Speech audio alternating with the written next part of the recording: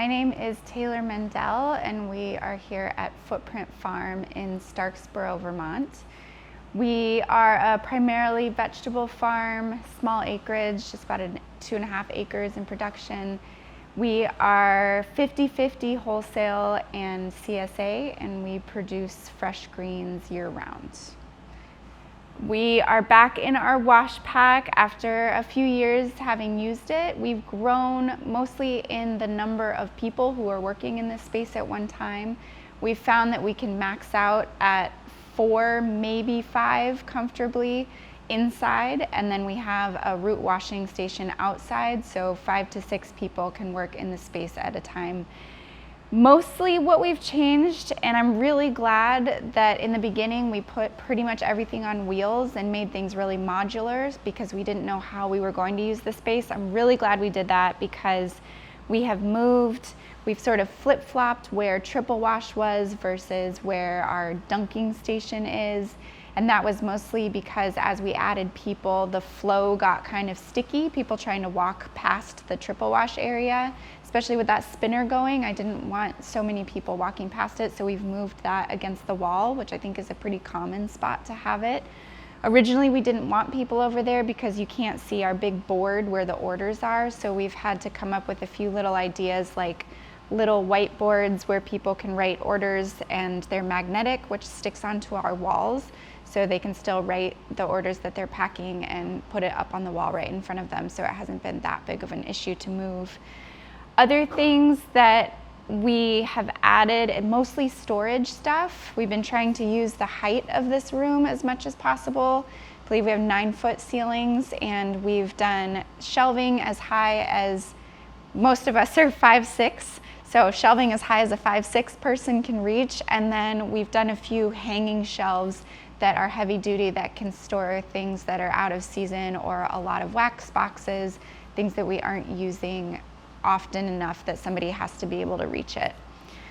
These I don't think were in the 2018, but they're oddly one of our favorite things. An employee just put, this is a tote that is attached to a piece of plywood, and then we have some caster rolling spinning wheels, and we just have stacks of clean totes that we can wheel over to whichever station we want. Super simple, super effective.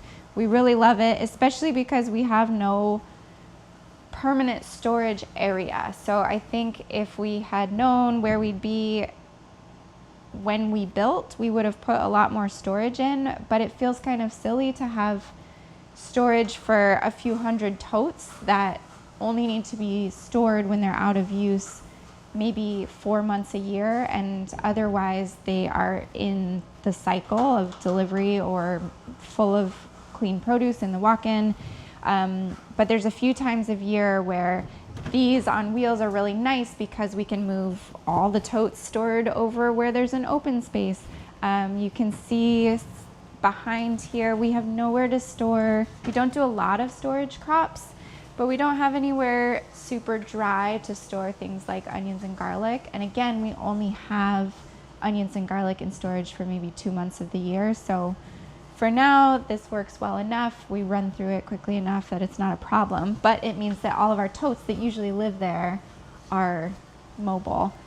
So yeah, I think you never know how big you're going to be when you start building something, and we knew we were going to be bigger than we thought we were building for, and so we built for as big as we thought we would get, and it still wasn't quite enough, and that's mostly for the number of people and the number of packaging items that we need just a couple times a year.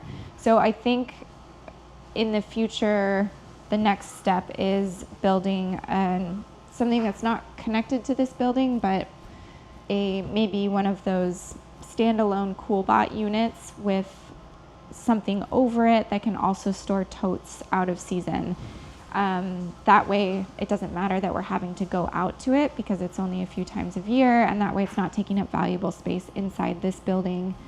Other things, I wish this trench was way longer. The trench drain goes, we didn't want it to go all the way to our garage door because we thought Honestly, I don't remember what we thought. There was a reason, but I would have a trench drain go as much of the building as possible because the floor didn't settle in exactly the right pitch, and so all of our water actually flows away from the trench drain, even though it covers most of the building. So I would have made that a little bit longer.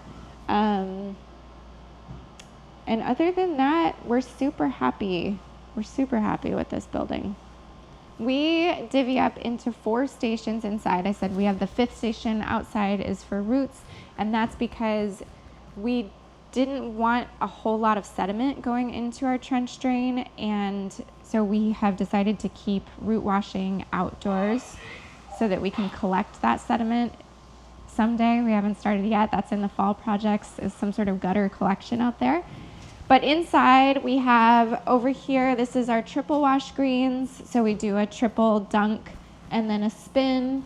And then on this side, we call this dunkers. These 2 bins will flip up, and then we use some plastic rubber coated closet shelving on top. So we'll dunk like a head of lettuce and put it on top of the rack to drip dry. And then over here, this is more our dry zone. So this area is all greens bagging. And when I mentioned that sometimes we can squeeze another person in, we'll have somebody in a greens bagging. So for a retail bag, small bags on this side and the other side.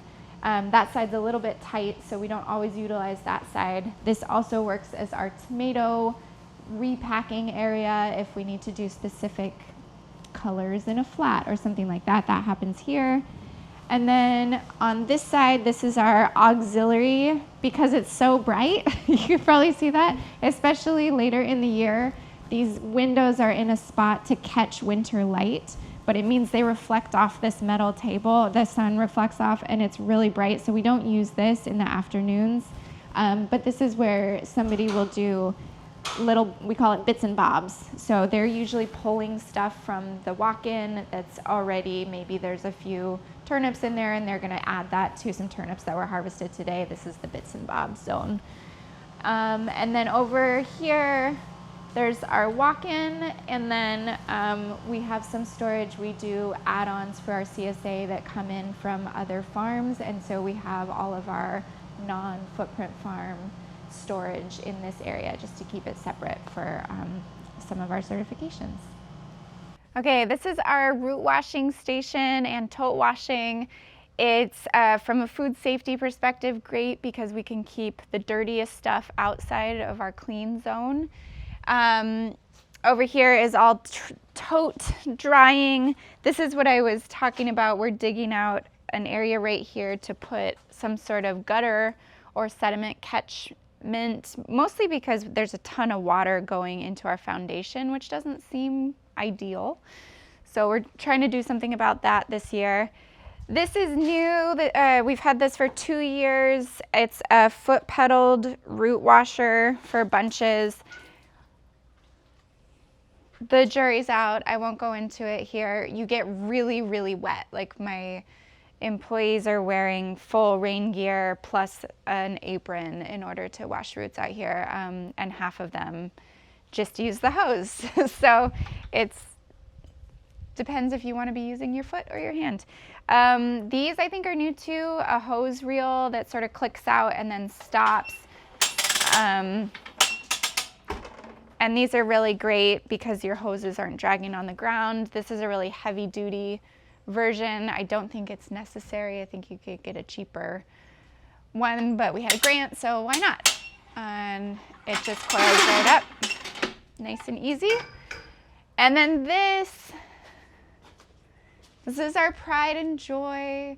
This root washer, it's bike powered, and we got it 8, I think, years ago, and we're the 3rd farm to have it. So it's got to have been around for, I don't know, 15, 20 years, and it finally fell apart last season.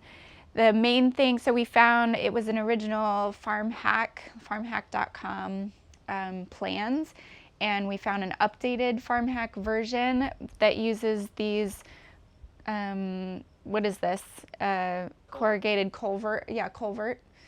and just chop that up. And then instead of it just being powered with the bike tire, there's this pretty heavy duty chain on here that connects to the bike so that it runs more smoothly, and we could hook it up if we don't want the fall exercise. We can hook it up to a motor eventually. But we're really excited. We're doing a test run today. Hopefully it works as well as we hope, but we love it. To have a covered space out here has been really great because on cold days, it's really cold to be washing roots and sprayed with water. And so to at least have it be dry has been really big for employee comfort. And yeah, there's a deck upstairs. We live upstairs, and we put metal roofing underneath the deck to catch rainwater and sort of shove it out the side, and that works great. It's been just like we hoped. We did do a little bit of an angle on it so that water would run away from the building. The only thing, we had a glass table up there that shattered during a windstorm, and so there is glass up there that I imagine one day will wash down. But other than that, it's been good.